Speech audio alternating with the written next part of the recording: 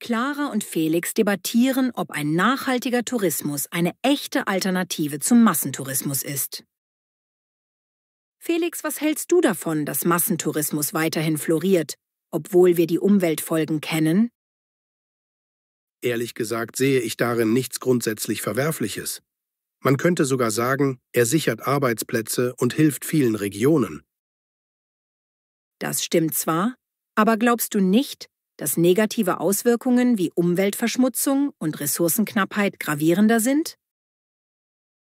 Zweifelsohne hat Massentourismus Schattenseiten. Allerdings würde ich behaupten, dass nachhaltiger Tourismus oft zu teuer für die breite Masse ist. Durchaus. Aber man sollte nicht verkennen, dass Billigangebote häufig auf Kosten von Natur und Einheimischen gehen. Kein Zweifel, doch es drängt sich die Frage auf, ob eine strenge Regulierung manchen Ländern nicht die ökonomische Basis entzieht. Das kann sein, aber wir haben kaum eine Wahl, wenn wir die Natur schützen wollen. Meiner Ansicht nach müsste der Tourismus umdenken.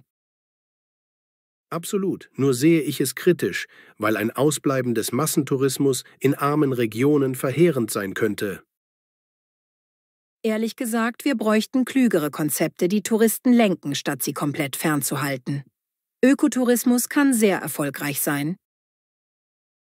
Das mag stimmen, aber glaubst du, dass die Mehrheit dafür bereit ist, mehr zu zahlen? Es liegt auf der Hand, dass Nachhaltigkeit meist teurer ist. Sicher, höhere Preise sind ein Problem. Dennoch könnte man staatliche Subventionen nutzen, um die Kosten zu senken.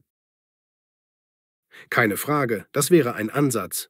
Man könnte argumentieren, dass Regierungen dadurch wiederum neue Einkommensquellen erschließen. Genau. Außerdem sind Touristen zunehmend sensibler für Umweltthemen.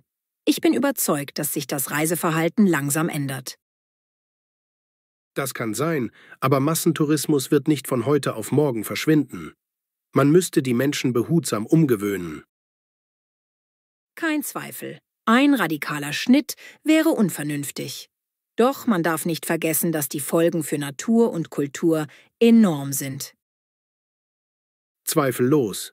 Überfüllte Strände, zerstörte Korallenriffe, das ist alles andere als nachhaltig. Ich denke, die Lösung liegt in limitierten Besucherzahlen, nachhaltigen Unterkünften und fairen Preisen. Da gehe ich teilweise mit. Nur frage ich mich, ob Touristen das akzeptieren, wenn ihre Reisefreiheit eingeschränkt wird. Vermutlich würde es zunächst Unmut geben. Es stellt sich jedoch die Frage, ob wir diesen Luxus weiterhin ohne Konsequenzen praktizieren können. Ehrlich gesagt bin ich skeptisch, ob sich die Tourismusbranche selbst reguliert. Man müsste globale Richtlinien schaffen. Absolut. Internationale Abkommen wären sinnvoll. Man könnte sagen, dass Klimaschutz und Tourismuskontrolle Hand in Hand gehen müssen. Das lässt sich nicht bestreiten. Andererseits agieren viele Reiseveranstalter global und kooperieren nur bedingt mit Behörden. Genau. Es wird schwierig, alle auf denselben Nenner zu bringen. Trotzdem bleibt uns nichts anderes übrig, als es zu versuchen. Ich würde behaupten, dass ein langsamer Wandel schon begonnen hat, zumindest in manchen Ländern. Ökotourismus ist im Kommen.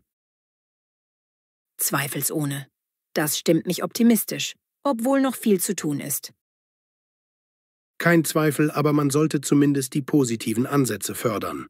Dann könnten viele Regionen auf umweltverträgliche Weise profitieren. In der Tat wäre das ideal.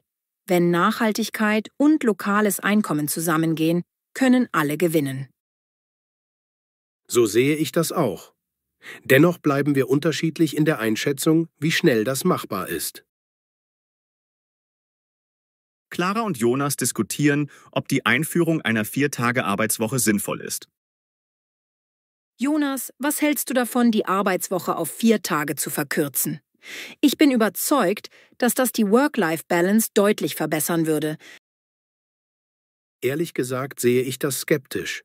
Man könnte argumentieren, dass weniger Arbeitszeit auch zu weniger Produktivität führen könnte. Das ist nicht von der Hand zu weisen. Aber glaubst du nicht, dass produktivere Mitarbeiter langfristig mehr leisten könnten? Es scheint, als würde längere Erholungszeit auch die Motivation steigern. Kein Zweifel, das klingt plausibel. Aber glaubst du, dass Unternehmen bereit wären, denselben Lohn für weniger Arbeit zu zahlen? Durchaus, es gibt Beispiele aus anderen Ländern, die zeigen, dass es funktioniert. Man sollte bedenken, dass zufriedene Mitarbeiter weniger krank werden. Das stimmt zwar, aber ich frage mich, ob das in jeder Branche umsetzbar ist. In der Pflege oder im Einzelhandel wäre das sicher schwieriger. Sicher, nicht alle Berufe können das sofort übernehmen. Dennoch finde ich, dass es ein gutes Modell für Büroberufe sein könnte. Richtig, aber glaubst du, dass alle Arbeitnehmer mit der zusätzlichen Freizeit umgehen könnten? Ich befürchte, dass manche einfach ihre restliche Arbeitszeit stressiger erleben würden. Das ist ein berechtigter Einwand.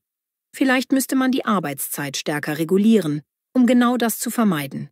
Es liegt auf der Hand, dass klare Regeln nötig wären. Durchaus, doch ich frage mich, ob die Anpassungskosten für Unternehmen nicht zu hoch wären. Man könnte meinen, dass vor allem kleinere Betriebe darunter leiden könnten. Das mag stimmen, aber glaubst du nicht, dass langfristige Vorteile wie Mitarbeiterbindung und geringere Fluktuation die Kosten aufwiegen könnten? Ich sehe deinen Punkt. Dennoch bin ich der Ansicht, dass wir zunächst Pilotprojekte starten sollten, bevor wir eine solche Änderung landesweit einführen.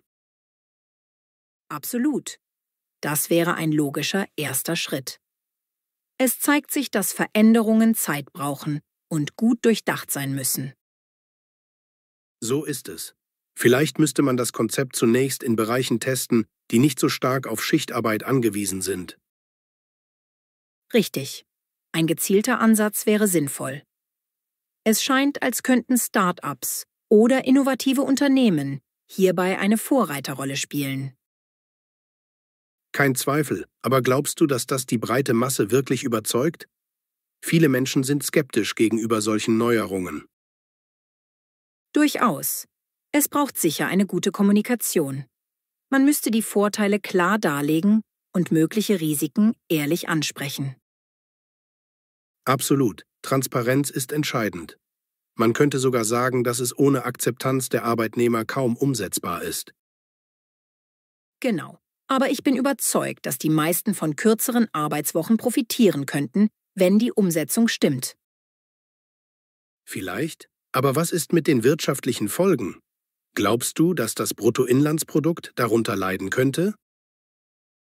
Das wäre denkbar. Aber man sollte nicht vergessen, dass Arbeitszufriedenheit und Gesundheit langfristig auch die Wirtschaft stärken könnten. Ich sehe deinen Punkt. Dennoch bleibe ich skeptisch, ob das Modell wirklich für alle geeignet ist. Das ist verständlich. Aber es zeigt sich, dass es sich lohnt, neue Wege zu gehen. Zumindest in Bereichen, wo es praktikabel ist. Da gehe ich mit. Vielleicht sollten wir das Thema in unserem Unternehmen mal zur Sprache bringen. Ganz genau. Es könnte sich zeigen, dass viele Kollegen ähnliche Gedanken haben.